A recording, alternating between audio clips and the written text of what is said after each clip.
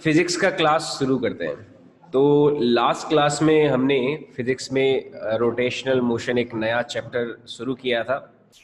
तो rotational motion क्या होता है, मैंने पहले तो बताया आपको कि भाई सर्कुलर मोशन और रोटेशनल मोशन में डिफरेंस क्या है। एक बेसिक दोनों में जो अंतर है कि भाई सर्कुलर मोशन में तो एक सर्कुलर पाथ है, उसमें पूरा का पूरा ऑब्जेक्ट ही मूव कर रहा है, वो सर्कुलर मोशन होता है। और रोटेशनल मोशन में क्या होता है, जो ऑब्जेक्ट है उसकी खुद की कोई एक्सिस के अलोंग वो रोटेट होता है।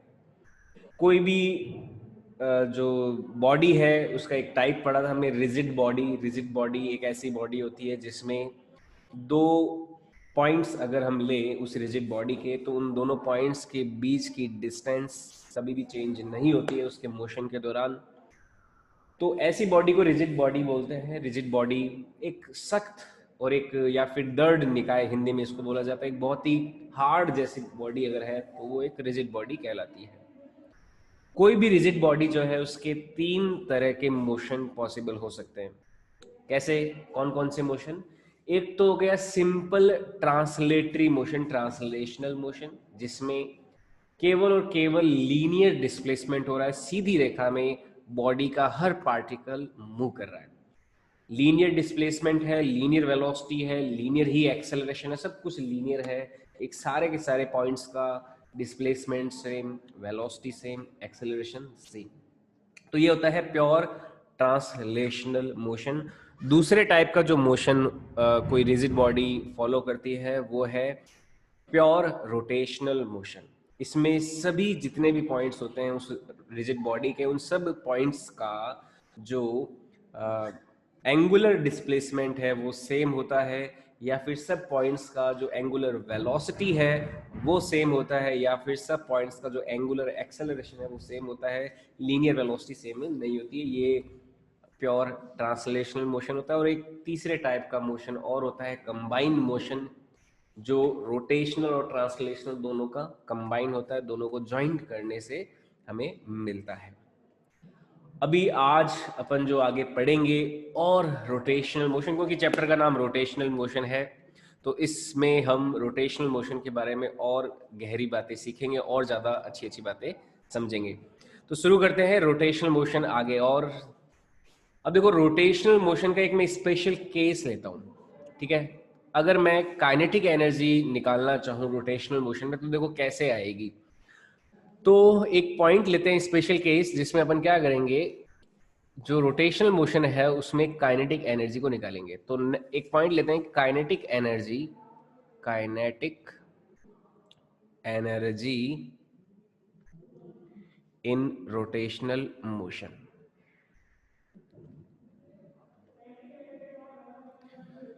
जो घूर्णन गति है उस घूर्णन गति में हम गतिज ऊर्जा देखते हैं। गतिज ऊर्जा घूर्णन गति में, घूर्णन गति में, गति में गतिज ऊर्जा। तो रोटेशनल मोशन में काइनेटिक एनर्जी क्या होगी, कैसे होगी, उसके बारे में बात करते हैं। तो मान लीजिए मैंने कोई ऑब्जेक्ट लिया, कोई रिजिड बॉडी ली, ये कोई रिजिड बॉडी ले लिया, ऐसे कोई भी रैंडम ऑब्जेक्ट लिया, मान लो ये कोई रिजिड बॉडी है। ये रिजिड बॉडी इस एक्सिस के रिलेटिव में मान लो रोटेट कर रही है किसी ओमेगा एंगुलर वेलोसिटी के साथ। यहाँ पे एक कोई हमने एक्सिस ले ली इस तरह से, ये एक्सिस इस बॉडी के अंदर से गुजर रही है, और यहाँ से हम एक एक्सिस ले रहे हैं, और इस एक्सिस के रिलेटिव में हमें एक रोटेशनल मोशन मिल रहा है, मान लो ओमेगा एंगुलर वेलोसिटी से, ठीक है। तो ये सारी की सारी बॉडी जो है ओमेगा एंगुलर वेलोसिटी से ही रोटेट हो रही है। जैसा कि हम जानते हैं, यहाँ पे मान लो कोई भी पॉइंट लूँ मैं, या मान लो यहाँ पे मान लो एक पॉइंट ले लिया m1, ये जो रिजिड बॉडी है वो उसका एक पॉइंट ले लिया m1। तो m1 यहाँ से कोई मान लो डिस्टेंस है उसकी r1, r1 डिस्टेंस पे यहाँ पे कोई पॉइंट लिया मैंने m1, या फिर यहाँ से कोई दूसरा पॉइंट ले लिया m2, जो यहाँ से कितनी दूरी पर है, r2 डिस्टेंस पर है, मान लो r2 डिस्टेंस पे। इस तरह से मान लो बहुत सारे पॉइंट्स ले लिए, कोई rn डिस्टेंस पे पॉइंट ले लिया कोई, जैसे मान लो यहाँ से कोई एम एन, मान लो एन नंबर ऑफ पार्टिकल्स है ना, ये जो रिजिड बॉडी बनी हुई है वो एन नंबर ऑफ पार्टिकल से बनी हुई है, जिसमें m1 पार्टिकल r1 डिस्टेंस पे, m2 पार्टिकल r2 डिस्टेंस पे, m3 पार्टिकल r3 डिस्टेंस पर है, m4 r4 पे। इस तरह से मान लो n number of, n number कोई भी जनरल नंबर हो गया, n नंबर ऑफ पार्टिकल्स इसमें मौजूद है, ठीक है। तो n नंबर ऑफ पार्टिकल्स जो है वो कोई n नंबर ऑफ डिस्टेंस पे इस रोटेशनल एक्सिस से मौजूद है, ठीक है। तो इसमें हम क्या मान रहे हैं कि let rigid body is made by n number of small masses, n number of point masses, माना कि जो ये रिजिड बॉडी है, दृढ़ निकाय है, ये n पॉइंट मासेस यानी कि छोटे छोटे पॉइंट जो मास हैं उनसे मिलके बनी हुई है, n number of point masses which are at distance of r1, r2, and so on rn। तो इस तरह से n मासेज है जो r1, r2, rn इस तरह की डिस्टेंस पे मौजूद है, रखे हुए हैं। तो पहला पॉइंट हमने ये माना कि ये कोई रिजिड बॉडी है, सख्त निकाय है, ये अलग अलग प्रकार के n संख्याएं, n नंबर्स के जो पॉइंट मासेज है, बिंदु द्रव्यमान है, जो कि अलग अलग डिस्टेंस है r1, r2, r3, rn पर मौजूद है। अब देखो दूसरा पॉइंट क्या हो गया, जैसे कि हम जानते हैं कि रोटेशनल मोशन में हर एक पार्टिकल का जो एंगुलर वेलोसिटी है सेम होगा, ओमेगा ही होगा। इन रोटेशनल मोशन सभी का एंगुलर वेलोसिटी सेम होगा। तो मैं ऐसा लिख सकता हूं जो ओमेगा 1 होगा वो ओमेगा 2 के बराबर होगा और ओमेगा 3 भी बराबर होगा, और इसको मैं ऐसे लिख सकता हूं जो ओमेगा n है वो भी बराबर होगा। और ये सारी वैल्यूज जो इनका कॉमन ओमेगा होगा, जिससे मान लो ये रोटेशनल मोशन कोई एंगुलर वेलोसिटी से मूव कर रहा है, तो सभी की जो एंगुलर वेलोसिटी होगी सेम होगी। तो in rotational motion all points will have same angular velocity, all points will have same angular velocity। तो जितने भी पॉइंट्स होंगे उनकी एंगुलर वेलोसिटी क्या होगी, सेम होगी या नहीं होगी, ये बात समझ में आई ना, एंगुलर वेलोसिटी सेम होगी। सभी की डिस्टेंस क्या है, r1, r2, r3 and so on rn है, सभी का एंगुलर वेलोसिटी सेम है, ओमेगा है। अब हम देखें कि सभी की जो वेलोसिटी है, लीनियर वेलोसिटी कितनी होगी सभी की, linear velocity of every point. मान लीजिए लीनियर वेलोसिटी जो है हर एक पॉइंट की वो क्या है, देखो लीनियर वेलोसिटी सभी की अलग अलग होगी। जैसे mn की वेलोसिटी हो जाएगी कोई vn, m1 की वेलोसिटी हो जाएगी कोई v1। तो लीनियर वेलोसिटी तो क्या है यहाँ पे सबकी अलग अलग होगी ना, जो पास में होगा उसकी कम होगी, जो दूर होगा उसकी ज्यादा होगी। तो लीनियर वेलोसिटी माना हमने क्या, किसी की v1 है, किसी की v2, v3 and so on, और n नंबर ऑफ पार्टिकल है, पॉइंट पार्टिकल है, तो सबकी क्या होगी, vn होगी। अब एंगुलर वेलोसिटी v1 और r1 में क्या रिलेशन होता है हम जानते हैं, एज वी नो हम जानते हैं कि जो v होता है वो किसके बराबर होता है, r ओमेगा के बराबर होता है ना। हमने ये रिलेशन सर्कुलर मोशन में सीखा था कि कोई लीनियर वेलोसिटी का एंगुलर वेलोसिटी के साथ रिलेशन क्या होता है, जो लीनियर वेलोसिटी होती है v, वो एंगुलर वेलोसिटी में जो रोटेशनल एक्सिस है उससे जो डिस्टेंस होती है उसका मल्टीप्लाई कर दो, या फिर रेडियस का मल्टीप्लाई कर दो, तो v बराबर क्या होता है, r ओमेगा होता है। तो यहां से हमारे पास एक अच्छा रिलेशन क्या आ जाएगा, अगर मैं v1 की बात करूं तो ये हो जाएगा r1 ओमेगा, ठीक है। v1 बराबर क्या हो जाएगा, r1 ओमेगा। इसी तरह से v2 बराबर क्या हो जाएगा, r2 इंटू ओमेगा हो जाएगा, क्योंकि ओमेगा तो सबका कॉमन है, सभी की एंगुलर वेलोसिटी क्या है, सेम है, ओमेगा ही है। सभी का डिस्टेंस जो है रोटेशनल एक्सिस से वो अलग अलग है, किसी का r1 है, किसी का r2 है, किसी का r3 होगा। तो इस वजह से सभी का वेलोसिटी जो है लीनियर वेलोसिटी, किसी का v1 है तो r1 omega, v2 r2 omega, V3 जो है वो हो जाएगा R3 ओमेगा, V4 जो है वो हो जाएगा R4 ओमेगा एंड सॉन। या फिर मैं Vn की बात करूं तो ये क्या हो जाएगा, Rn ओमेगा हो जाएगा ना। ठीक है, तो ये अलग अलग लीनियर वेलोसिटीज हो जाएगी सभी के लिए। ओमेगा सबका कॉमन है, रेडियस सबकी अलग है, सेंटर से डिस्टेंस या फिर वेलोसिटी भी, जो लीनियर वेलोसिटी वो भी सबकी अलग हो जाएगी। अब मैं इस रिजिड बॉडी की अगर टोटल काइनेटिक एनर्जी की बात करूं, वो कितनी हो जाएगी? तो total kinetic energy of rigid body, उसको देखें अगर, total kinetic energy of rigid body, ये जो रिजिड बॉडी है जो ओमेगा वेलोसिटी से रोटेट हो रही है, उसकी टोटल काइनेटिक एनर्जी की बात करें तो कितनी हो जाएगी? Kinetic energy is equal to आ जाएगा हाफ, मान लो m1 पार्टिकल v1 वेलोसिटी से मूव कर रहा है तो हाफ m1 v1 स्क्वायर। दूसरा m2 पार्टिकल मान लो v2 वेलोसिटी से मूव कर रहा है तो half m2 v2 square plus and so on, n number of particles हैं तो क्या हो जाएगी kinetic energy? Half m n v n square हो जाएगी, नहीं हो जाएगी? ठीक है, ये हो जाएगी टोटल काइनेटिक एनर्जी। हर एक पार्टिकल की जो काइनेटिक एनर्जी है उसको ऐड करते जाएंगे, एन नंबर ऑफ पार्टिकल्स की जब काइनेटिक एनर्जी हम ऐड कर देंगे तो उससे हमारे पास क्या आ जाएगी? टोटल काइनेटिक एनर्जी आ जाएगी। बताओ, आई बात समझ में? किसी को कोई डाउट हो तो चैट में ही आप मैसेज लिख देना, मैं उसको अच्छे से एक्सप्लेन और कर दूंगा अगर आपको समझ में नहीं आया हो तो। आई बात समझ में? ठीक है, ओके। तो ये टोटल काइनेटिक एनर्जी हो जाएगी उस रिजिड बॉडी की। अब देखो V1 V2 V3 की जो वैल्यूज हैं वो हमारे पास क्या है? V1 है हमारा R1 ओमेगा, V2 है R2 omega, V3 R3 omega, इस तरह से। तो इन वैल्यूज को मैं रख देता हूँ V1 V2 V3 में। तो यहाँ से देखो काइनेटिक एनर्जी का जो एक्सप्रेशन बनेगा वो थोड़ा सा चेंज हो जाएगा। तो ये हो जाएगा हाफ m1 का वैसे के वैसे रखा, V1 को लिख दिया R1 ओमेगा का whole square plus half m2 into V2 को लिख दिया R2 ओमेगा का whole square plus and so on. अगर मैं n नंबर ऑफ पार्टिकल्स के साथ डील कर रहा हूं तो ये हो जाएगा nth का मास इंटू nth की लीनियर वेलोसिटी हो जाएगी Rn ओमेगा का होल स्क्वायर। ओमेगा देखो सबके लिए सेम होता है, हमने पहले भी पढ़ा है।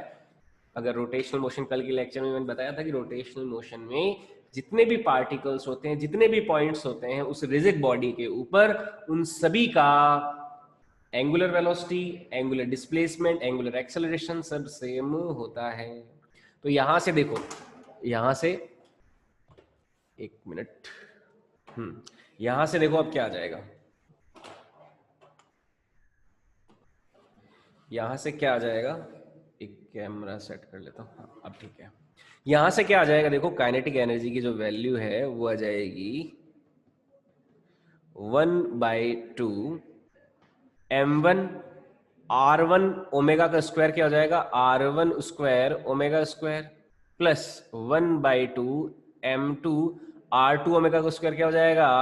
R2 square omega square plus and so on चलता रहेगा प्लस हाफ mn, और ये हो जाएगा Rn का स्क्वायर ओमेगा स्क्वायर हो जाएगा, ऐसे लिख सकते हैं। या फिर देखो अगर ओमेगा को मैं कॉमन ले लेता हूं तो काइनेटिक एनर्जी का फंक्शन क्या बन जाएगा? Half m1 R1 square plus, मैं ओमेगा का देखो कॉमन ले रहा हूं और हाफ को आगे कॉमन ले लिया, मैंने हाफ को तो ले लिया आगे कॉमन, और m1 R1 स्क्वायर को कॉमन ले लिया, m2 R2 स्क्वायर को कॉमन ले लिया प्लस एन सॉन, ये हो जाएगा mn Rn का whole square into omega square हो जाएगा ना। अब देखो ये क्या हो जाएगी, इसको अपन कह सकते हैं ये है kinetic energy of rotational motion, या फिर रोटेशनल काइनेटिक एनर्जी बोल सकते हैं, है ना। ये क्या कहलाएगी? This is called rotational kinetic energy. इसको क्या बोलते हैं? रोटेशनल काइनेटिक एनर्जी बोलते हैं, यानी कि घूर्णन की गतिज ऊर्जा बोलते हैं, घूर्णन की गतिज ऊर्जा बोलते हैं इसको, काइनेटिक एनर्जी ऑफ रोटेशनल बोलते हैं। ठीक है, इसको रोटेशनल ऐसे लिख भी सकते हैं। अब देखो रोटेशनल की काइनेटिक एनर्जी आ गई। अब लीनियर मोशन अगर होता था तो लीनियर मोशन में काइनेटिक एनर्जी तो क्या थी, हाफ एम वी स्क्वायर थी ना। अब देखो v को किसने रिप्लेस कर दिया, ओमेगा ने रिप्लेस कर दिया ना, v has been replaced by omega.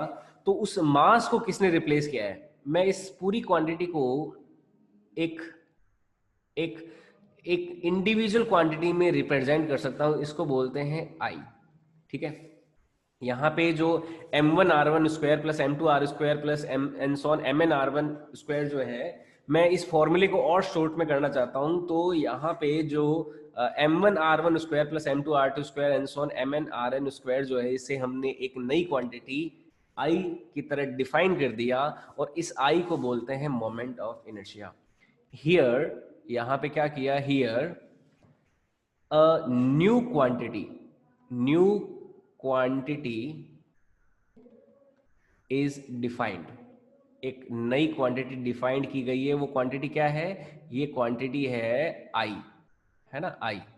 जिस आई की वैल्यू क्या है, आई इज इक्वल टू है m1r1 square plus m2r2 square plus and so on mn का whole square. This I is called moment of inertia. This I is called moment of inertia. बहुत ही important quantity है ये, moment of inertia बोलते हैं इसको। क्या बोलते हैं इसको, मोमेंट ऑफ इनर्शिया। हिंदी में इसको बोलते हैं जड़त्व का आघूर्ण। ठीक है, इसको हिंदी बोलते हैं जड़त्व का आघूर्ण, मोमेंट ऑफ इनर्शिया।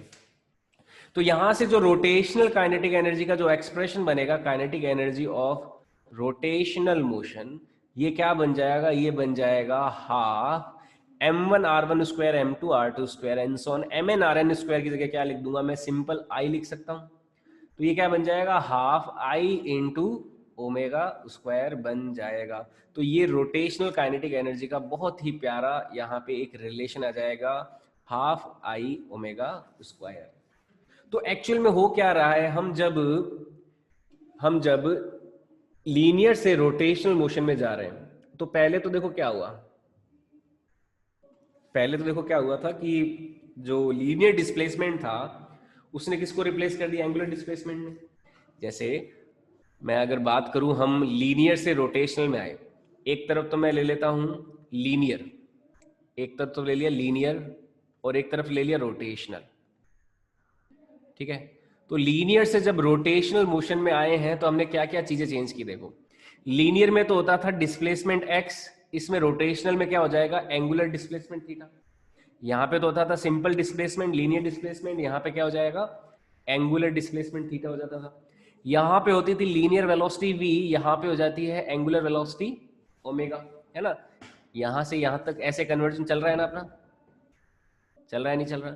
यहाँ पे लीनियर एक्सेलरेशन a होता था, यहाँ पे एंगुलर एक्सेलरेशन अल्फा हो जाता था, और यहाँ पे v इज इक्वल टू क्या आता था, dx अपॉन dt होता था। यहाँ पे ओमेगा जब बराबर क्या हो जाता था, d थीटा अपॉन dt हो जाता था। यानी कि एंगुलर डिस्प्लेसमेंट का जब टाइम के साथ डिफरेंशिएशन करोगे तो ओमेगा आएगा, और लीनियर डिस्प्लेसमेंट का टाइम के साथ डिफरेंशिएशन करोगे तो वेलोसिटी आएगी।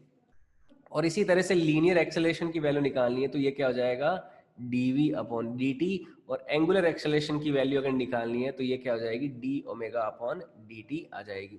तो इस तरह से आप देख सकते हो दोनों चीजें एक साथ चल रही है। यहाँ पे जब हमने कांस्टेंट एक्सेलरेशन के लिए जो इक्वेशन ऑफ मोशन लिखी थी तो वो यहाँ पे आई थी v is equal to u plus a t, s is equal to u t plus half a t square, v square is equal to u square plus two a s. वही same rotational में क्या हो जाएगी, omega is equal to, जैसे मैं यहाँ पे अपनी इक्वेशन थी v is equal to u plus a t, तो रोटेशनल में वो क्या चेंज हो जाएगी, omega is equal to omega naught plus alpha t हो जाती है। यहाँ पे s is equal to u t plus half a t square हो गया। वही सेम इक्वेशन यहाँ पे हो जाएगी, s क्या हो जाता है यहाँ पे थीटा, इनिशियल वेलोसिटी को, इनिशियल एंगुलर वेलोसिटी को ओमेगा नॉट ले सकते हैं, तो ये हो जाएगा omega naught t plus half, a की जगह आ जाएगा अल्फा, और ये टी तो वैसे ही रहता है, अल्फा टी स्क्वायर हो जाएगा। यहाँ पे v square is equal to u square plus two a s चलता है। तो लीनियर से रोटेशनल मोशन हो रहा हो तो वैसा ही कंपैरिजन अगर करें तो v की जगह आ जाएगा कोई ओमेगा स्क्वायर, और u यहाँ पे इनिशियल वेलोसिटी है, यहाँ पे इनिशियल एंगुलर वेलोसिटी हो जाएगी ओमेगा नॉट का स्क्वायर प्लस 2 इंटू ए की जगह हो जाएगा अल्फा और s की जगह हो जाएगा थीटा, तो 2 अल्फा थीटा हो जाएगा। ठीक है, अब देखो यहाँ पे जो काइनेटिक एनर्जी होती थी वो कितनी होती थी, हाफ एम वी स्क्वायर होती थी ना। यही सेम काइनेटिक एनर्जी यहाँ पे क्या आ गई, हाफ आई ओमेगा स्क्वायर नहीं आ गई, तो यहाँ पे हाफ आई ओमेगा स्क्वायर आ गई रोटेशनल की, तो काइनेटिक एनर्जी इधर क्या आ गई रोटेशनल के लिए, ये आ जाएगी हाफ आई ओमेगा स्क्वायर। तो v को ओमेगा से रिप्लेस किया है, यानी कि लीनियर मोशन में जो काम मास का होता था, जो काम मास का होता था वो किसका हो जाएगा, यहाँ पे मोमेंट ऑफ इनर्शिया का नहीं हो जाएगा क्या। यहाँ पे बहुत ही इंपॉर्टेंट बात समझना इसको, देखो काफी इंपॉर्टेंट बात हो गई। जो काम मास हमारा लीनियर मोशन में करता था वही काम अब रोटेशनल मोशन में किसका हो जाएगा, एंगुलर इसका मोमेंट ऑफ इनर्शिया का हो जाएगा। समझ में आई बात ये, जो काम the role which mass was playing in linear motion, same role will be played by moment of inertia in rotational motion। तो रोटेशनल मोशन में वही सेम जो काम है कौन प्ले करेगा, मोमेंट ऑफ इनर्शिया। तो यहाँ पे इंपॉर्टेंट नोट हो जाएगा, ये नोट क्या कहता है, the role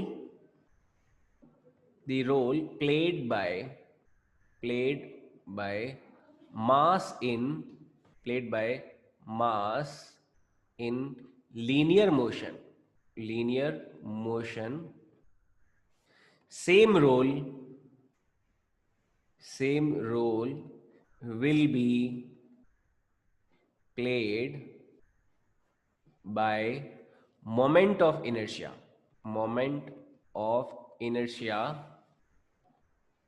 in rotational motion। जो किरदार या फिर जो किरदार लीनियर मोशन यानी कि स्थानांतरित गति में द्रव्यमान निभाता है, वही किरदार जड़त्व का आगुण किसमें निभाता है, रोटेशनल मोशन में निभाता है। ठीक है, जो घूर्णन गति है उसमें निभाता है। आई समझ में, जो रोल या फिर जो एफिशिएंसी मास की होती है वही सेम यहाँ पे क्या हो जाएगी, मोमेंट ऑफ इनर्शिया की हो जाएगी। तो ये मोमेंट ऑफ इनर्शिया इस वजह से बड़ा इंपॉर्टेंट क्वांटिटी हो जाता है। आप मास को भूल जाइए, अब आपको किसको लेना है, मोमेंट ऑफ इनर्शिया को लेना है। तो ये मोमेंट ऑफ इनर्शिया पे सारी बागडोर आ जाती है, इसलिए हमें मोमेंट ऑफ इनर्शिया पता होना चाहिए, निकालना भी आना चाहिए। तो मोमेंट ऑफ इनर्शिया किस किस बातों पे डिपेंड करता है, moment of inertia.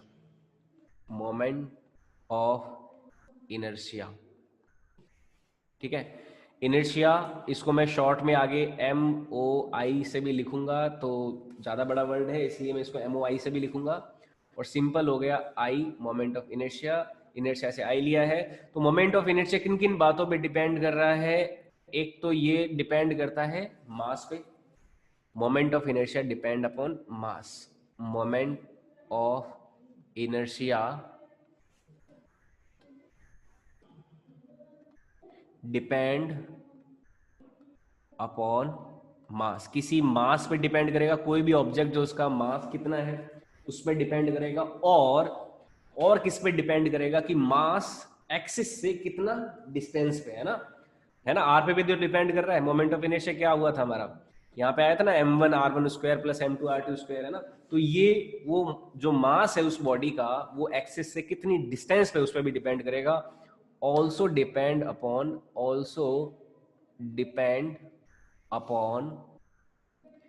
distance of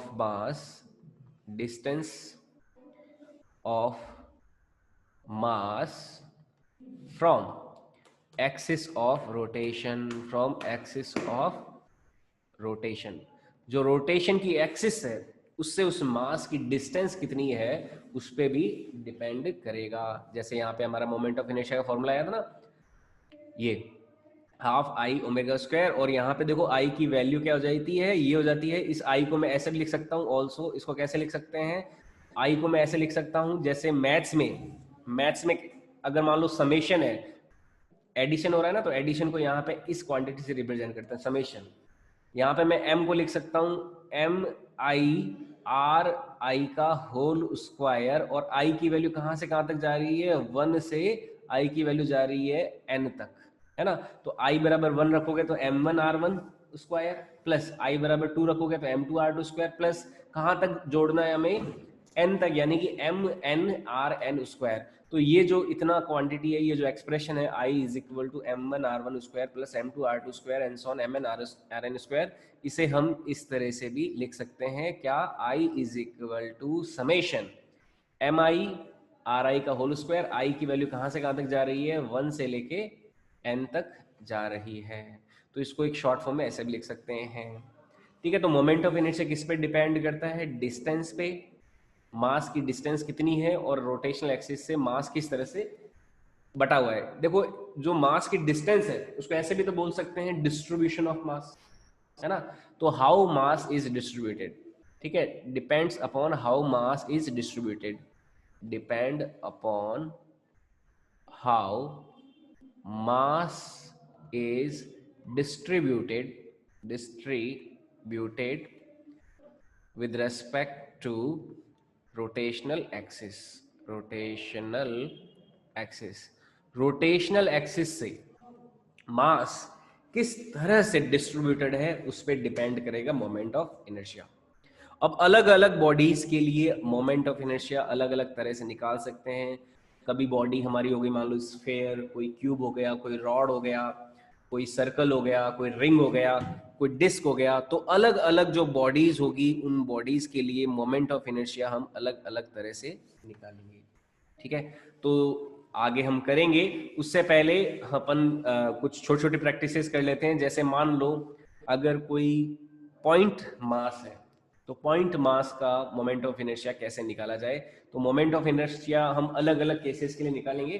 तो नेक्स्ट लेते हैं moment of inertia for different cases, अलग अलग जो केसेस होंगे उसके लिए मोमेंट ऑफ इनर्शिया हम निकालते हैं, जड़त्व का आगुण निकालते हैं, आई निकालते हैं।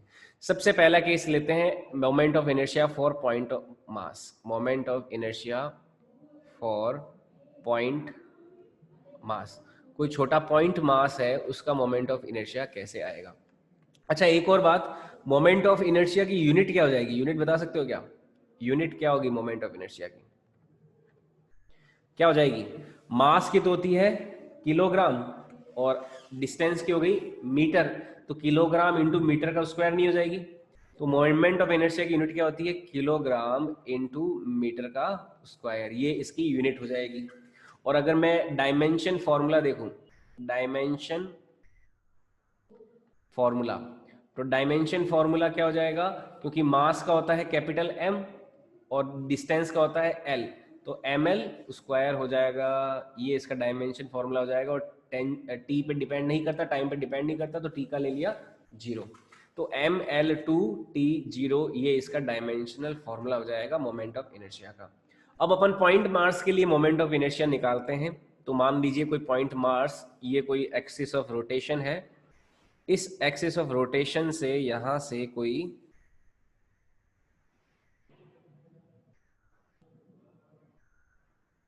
ये कोई एक्सिस ऑफ रोटेशन लिया, इस एक्सिस ऑफ रोटेशन से कोई मान लो एक r डिस्टेंस पे कोई पॉइंट मास मौजूद है, यहाँ पे कोई r डिस्टेंस पे पॉइंट मास मौजूद है, यहाँ से लेके यहाँ तक की डिस्टेंस कितनी है, ये r है, ओके। ये डिस्टेंस है r,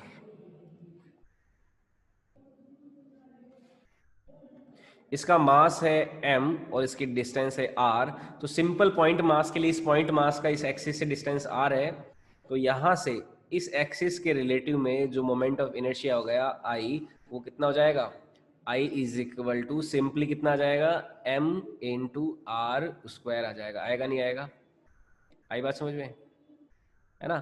तो मोमेंट ऑफ इनर्शिया क्या होता है, mass into distance from axis of rotation का स्क्वायर। कोई भी एक्सिस ऑफ रोटेशन से जो डिस्टेंस है उसका स्क्वायर का मल्टीप्लाई कर देंगे उस मास में, उस पॉइंट मास में, तो उसका क्या आ जाएगा, मोमेंट ऑफ इनर्शिया आ जाएगा। आई बात समझ में? तो इस तरह से मोमेंट ऑफ इनर्शिया निकाला जाता है। छोटे मोटे क्वेश्चन लेता हूं, उस क्वेश्चन से हमें और अच्छे से समझ में आएगा। जैसे मैं लेता हूं एक question, let me take some questions. तो क्वेश्चन क्या है, जैसे ये कोई एक्सिस ऑफ रोटेशन है, इस एक्सिस ऑफ रोटेशन से, ये एक एक्सिस ऑफ रोटेशन है, इस एक्सिस ऑफ रोटेशन से अलग अलग डिस्टेंस पे है। जैसे मान लो एक तो यहां से किसी डिस्टेंस पर है एक मास का ऑब्जेक्ट, और एक यहां से कोई किसी डिस्टेंस पर है मास का ऑब्जेक्ट। ये जो डिस्टेंस है, ये डिस्टेंस तो है कोई 5 मीटर, और ये डिस्टेंस है 2 मीटर। और यहाँ पे कोई ऑब्जेक्ट रखा हुआ है, एक ऑब्जेक्ट यहाँ पे है, पॉइंट मास है, और एक ऑब्जेक्ट यहाँ पे है, ये पॉइंट मास है। ये ऑब्जेक्ट थोड़ा सा बड़ा है, वो ऑब्जेक्ट थोड़ा छोटा है। तो इनके जो मासेज है, इसका मास दे रखा है मान लो 2 kg, इसका मास कितना है 2 kg, और इसका मास है कोई 4 kg। तो सवाल ये है कि ये जो है एक्सिस ऑफ रोटेशन, ये हो गई हमारी axis of rotation, axis of rotation. तो इस एक्सिस ऑफ रोटेशन के रेस्पेक्ट में अगर हमें मोमेंट ऑफ इनर्शिया निकालना है तो कितना आएगा। तो क्वेश्चन है what will be moment of inertia for point masses with respect to axis of rotation। तो नेट या फिर टोटल मोमेंट ऑफ इनर्शिया कितना होगा, total moment of inertia for point masses कितना हो जाएगा। तो सिंपल सा है, सॉल्व कर लेंगे। क्या आएगा सॉल्यूशन, बताओ कितना आएगा आंसर। चैट में लिख के बता सकते हो आंसर, बताइए। मैं आपको 1 मिनट का टाइम देता हूँ, 1 मिनट में आप आंसर बताइए, फिर मैं इसको सॉल्व करता हूँ। क्या आएगा आंसर बताओ, टोटल मोमेंट ऑफ इनर्शिया कितना होगा इस केस में।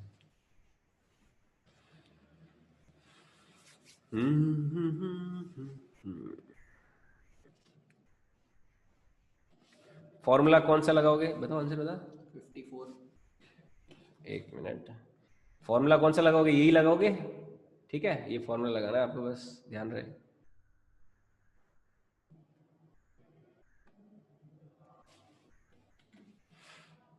कितना आ जाएगा, बाकी लोग भी निकाल लो। तो मोमेंट ऑफ इनर्शिया कितना आ जाएगा, I is equal to m1 मान लीजिए m1 हो गया, तो m1 हो गया 2 kg, r1 कितना हो गया 5, 2 kg कितना दूर है 5 दूर है, तो m1 r1 square plus m2 r2 square, m2 कितना 4, r2 कितना उसका 2 का होल स्क्वायर। ये हो जाएगा।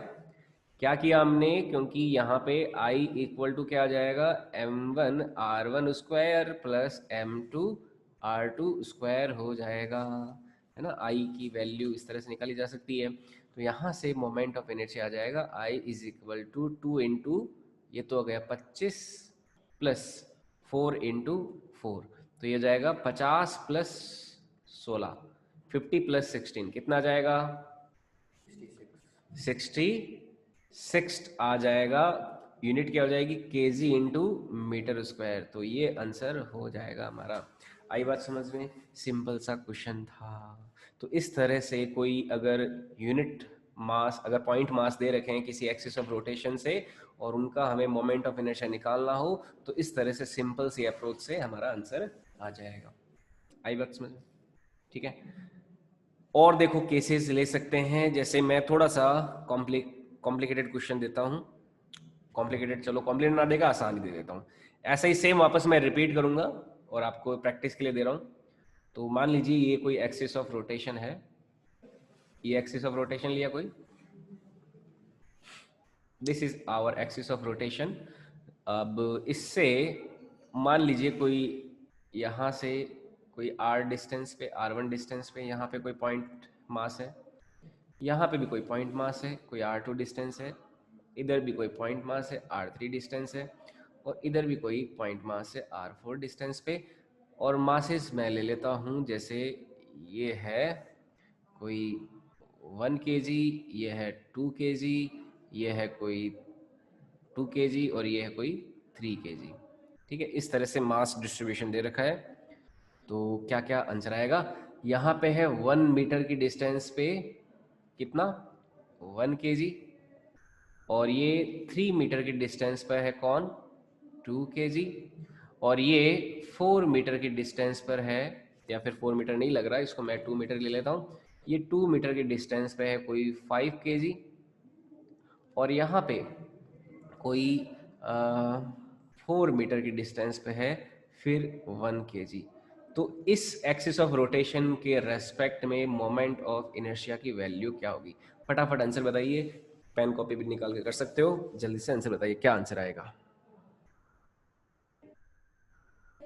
बताओ, कितना आएगा मोमेंट ऑफ इनर्शिया? सिंपल यही फॉर्मूला लगाना है, आपकी प्रैक्टिस के लिए है, आसान क्वेश्चन है, कोई मुश्किल नहीं है।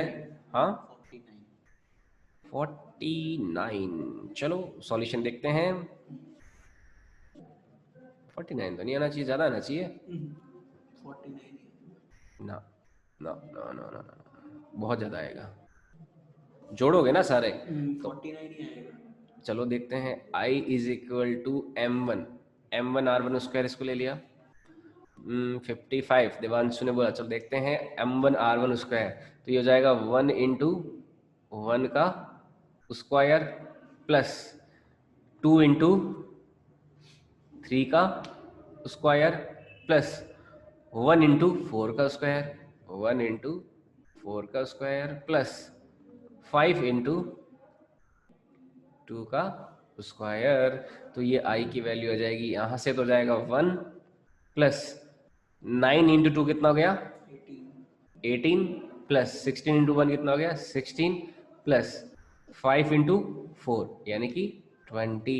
तो I की वैल्यू यहाँ से कितनी आ जाएगी, 55 कितना आ रहा है 55 55 आ रहा है, तो ये आ जाएगा 55 kg इंटू मीटर स्क्वायर, ये आंसर आ जाएगा।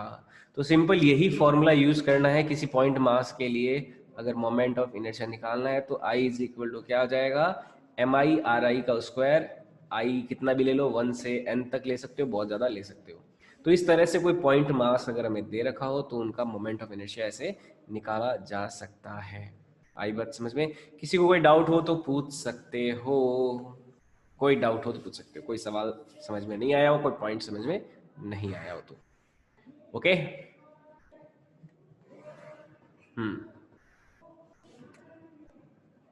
क्लियर है?